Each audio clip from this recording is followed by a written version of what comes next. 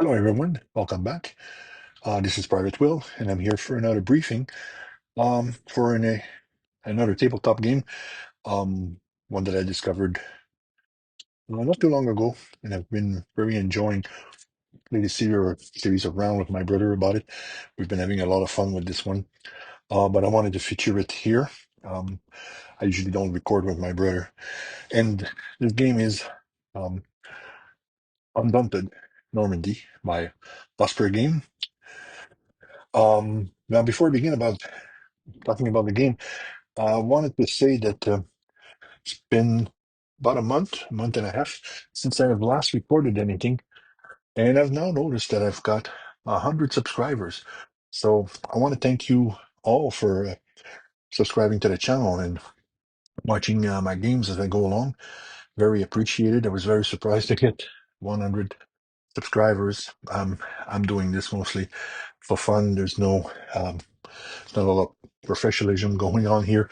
I'm just kind of having fun. I just wanted to showcase some of the older games I have and maybe some of the new ones I like and to play with. So thank you along for watching this and just supporting the channel. It's very appreciated.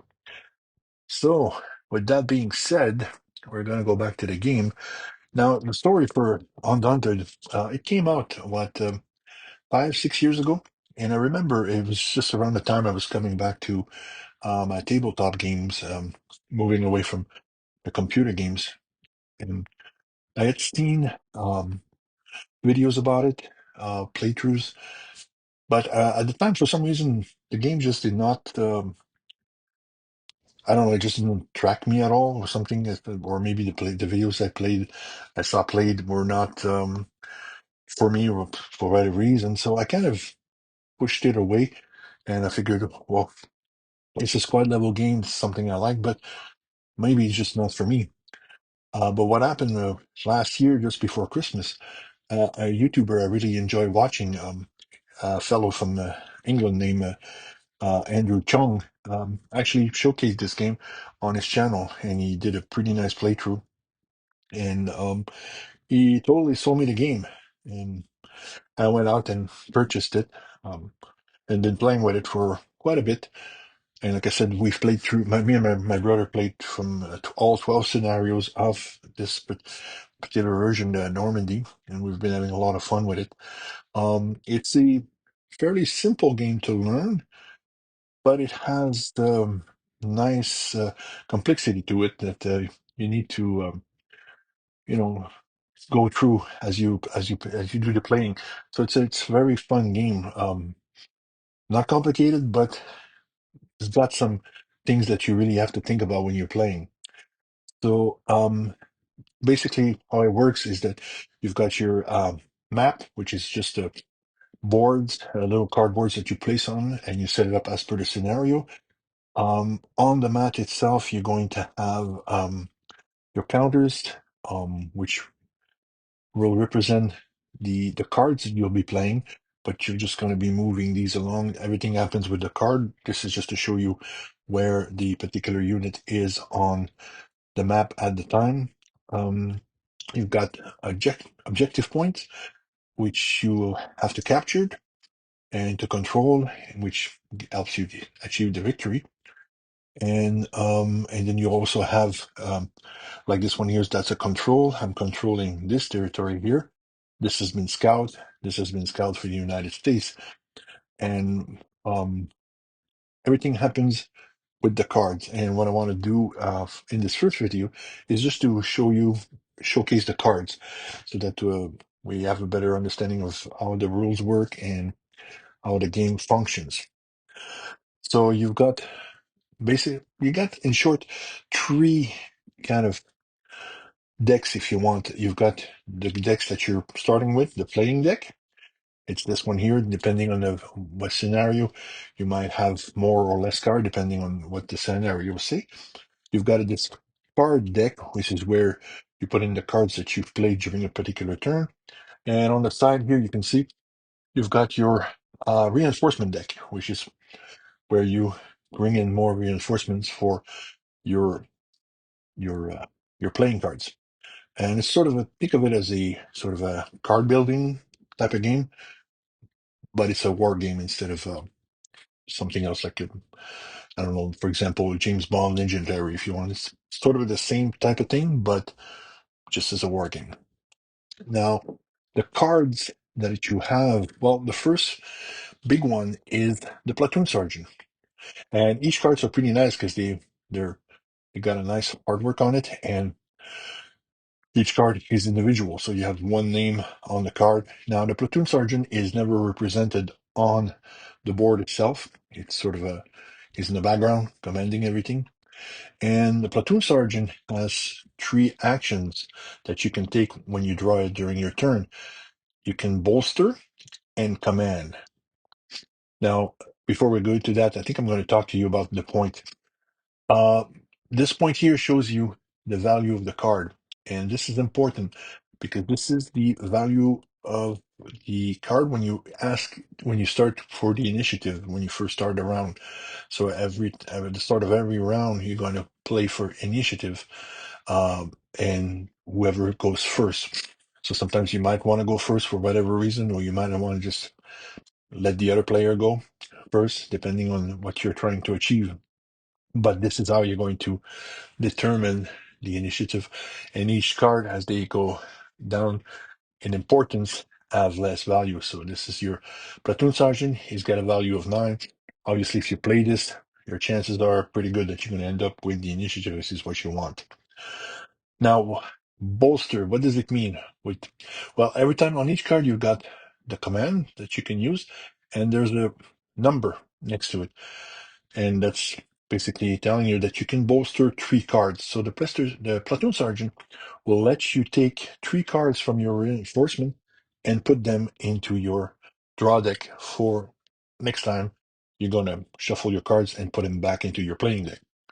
So it doesn't matter which platoon it's from or which section, the platoon sergeant will just let you pick 3 cards as you need. Very important card. Second command, it's the second order you can do it is command, and that's a 2. And what this means is that it lets you play, you can draw 2 more cards out of your playing deck at that moment so that you can, instead of having 3 actions, you end up with 5 actions. So Platoon Sergeant is a very important card, good for initiative, and helps you bolster and command your hand. Then you've got, I'm going to bring both of them at the same time. Then you've got the squad leaders. So these are your, obviously, sergeants that command or each dif each squad on your play. So they're always, from here you got letters A, B, and there's also a C for the game. So this is squad leader A, and it's got a value of 7. So if you have it in your hand, again for initiative, it's going to be a value of 7 if you decide to play it. Now, usually, unless you're really stuck, you try not to use your platoon sergeant or squad leader for initiative because you, especially at the start of the game, you want to try to bolster your hand as much as possible. But I mean, like I said, depending on the strategy you're using, this could be an important factor. Now, what does the squad leader do? Well, each one are the same. They have the same actions. So the first one is bolster. You can bolster 2 times. So take 2 cards from your reinforcement deck and put them in your playing deck. But the squad leader only does it for his squad. So you can only bolster 2 cards from the squad A. Same for squad leader B, only from squad B. You can't take if there's a squad C, you can't do anything about it. That's the squad leader C that can only do that. So it's bolster, but only for his squad. Then it can inspire. And what does that mean? Is that you can take one of the cards you may have already played in your action turn at that moment in your turn, and you can play it again. And you can do this only once, and it's got to be a card again from squads A. So if you had cards for B squad or C squad that you played during that turn, then you definitely cannot use inspired. So it's only for your particular card squad. So both of them are the same value of 7. Very useful cards. They're never represented on the map. They're just like sort of in the background in command. Next, you've got your scouts. So again, you've got. Let me go get the other one. You got two scouts, Scout A and B. So you got scouts for each squad, and the scouts, obviously, what they let you do. Uh, well, first they let you obviously scout, so you can scout two areas. So this means that you can take your counter here on the map, Scout A, and you can move it two spaces and scout those area. So you would put in a little binocular like this here and here, telling you that you're now scouted these uh, area, and then your other riflemen can now move into these area.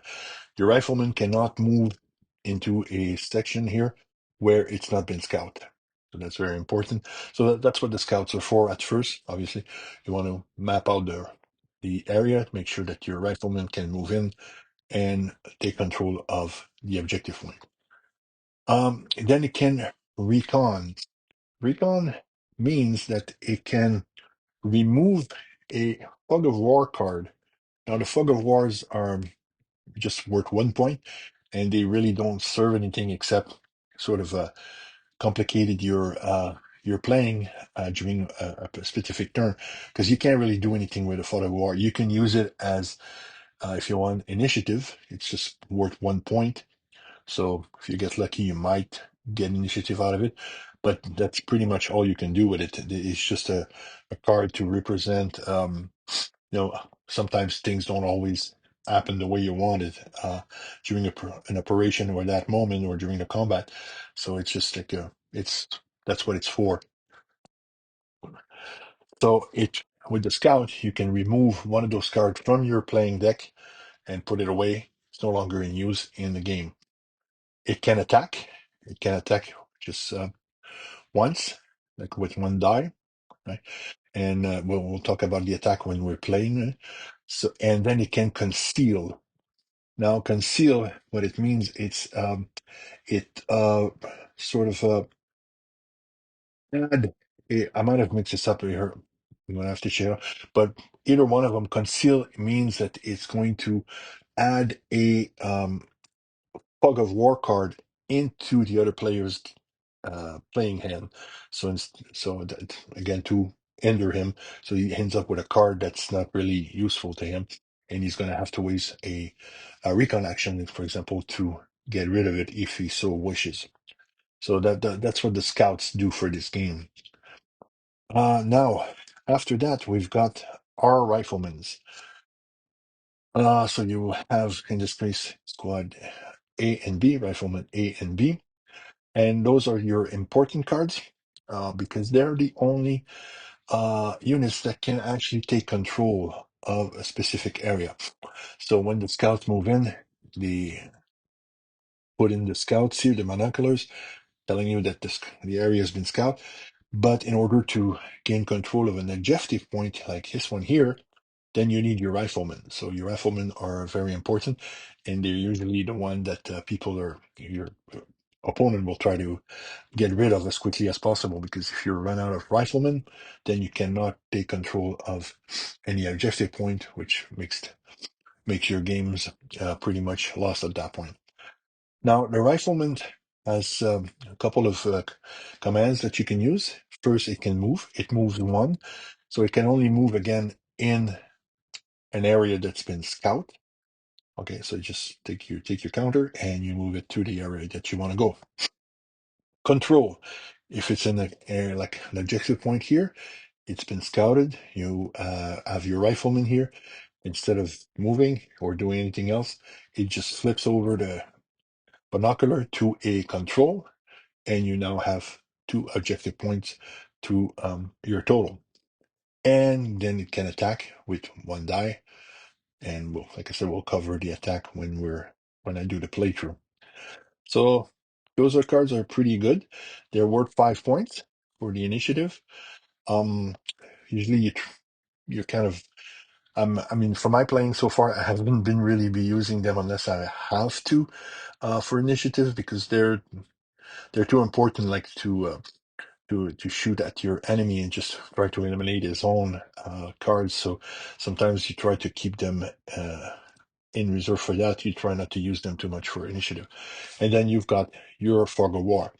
So this is your starting hand for the American, for example, in this particular scenario here, which is the first one. Now it's possible that you've seen a different setup. I'm using the rule from Normandy. I think reinforcement has a different setup and different objective points. I'm not 100% sure. I have the box, but I haven't really looked at it yet, and I haven't really uh, go through the rules and the setups and anything like that yet because I've been just concentrating on playing this one with my brother and really learning the everything we can do with the game properly. So I haven't looked at it. So it's possible that you've seen something different for this particular scenario, probably from reinforcement, but I'm not sure. So when you start the game, first scenario, your playing deck has two fogs of war. You've got two riflemen from squad A and squad B, your two scouts from scout A and B, your scout leaders A and B, and your platoon sergeant. So this is how you start your turn originally with those cards. It's the same thing for the German player. Got the exact same amount of card and the exact same cards basically. He's got his platoon sergeant, his squad leaders, two fogs of war, and a card each for his scouts and riflemen. And at that point, you would choose like the initiative originally are for the Americans. You would the first turn will be the first action will be to determine who gets the initiative. But that's the setup for Undaunted Normandy. Now I'm gonna keep this one short. I just wanted to go through the cards and the values and the commands and what you can do with them, and I'll give you an idea of what the setup for the game is. From then on, we're going to stop here, and then tomorrow or the next video, I'm going to do a little quick playthrough just to give you an idea. It's going to be me playing solo, and and I'll try to do this as objectively as possible to make sure that not one side or the other has an advantage. Sometimes when I play by myself, I prefer one side over the other. That's just me.